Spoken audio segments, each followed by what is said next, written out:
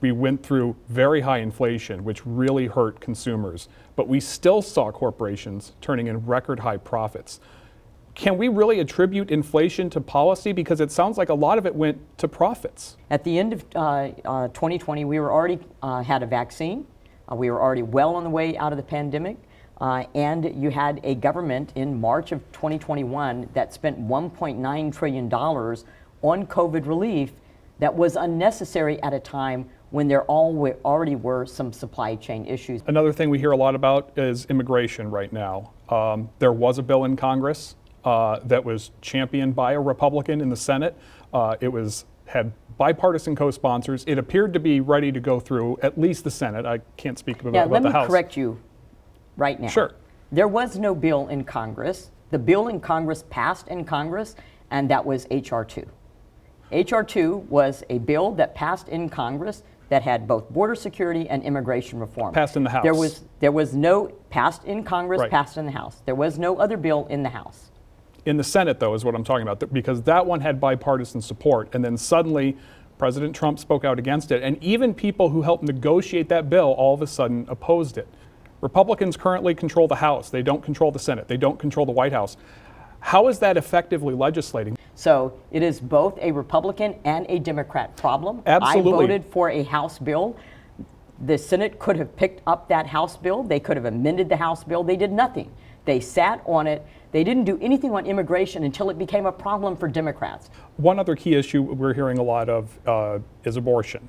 We have a 6-week ban on abortion here with exceptions. Does the federal government need to step in and enact some type of restriction? Do they need to step in and lay out clearly what those exceptions mean so that doctors aren't left trying to decide what they can and can't do?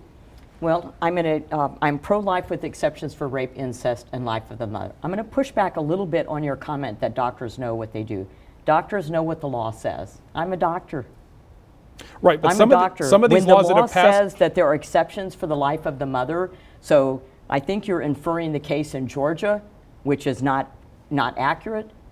I wasn't speaking specifically about that, but just in general, because the Dobbs decision turned that back to the states. But in many of these states, law, some states haven't. I think the thing is, who's extreme on abortion?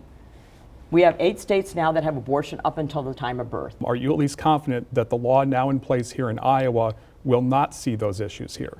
I think the law is very clear with its exceptions, rape, incest, and life of the mother within our state. Are you confident that President Trump will remain tough on Russia when it comes to Ukraine? I would say that I expect President Trump to do what he has done best, and that is to protect the interests of the United States and to put America's interests first and foremost. Does that include? I think that he will be strong. I think he will be willing to take on a Putin authoritarian regime who is intent on, reassembling the Soviet Union. Would you support any such deal that brings that war to an end, that sees Ukraine ceding land to Russia?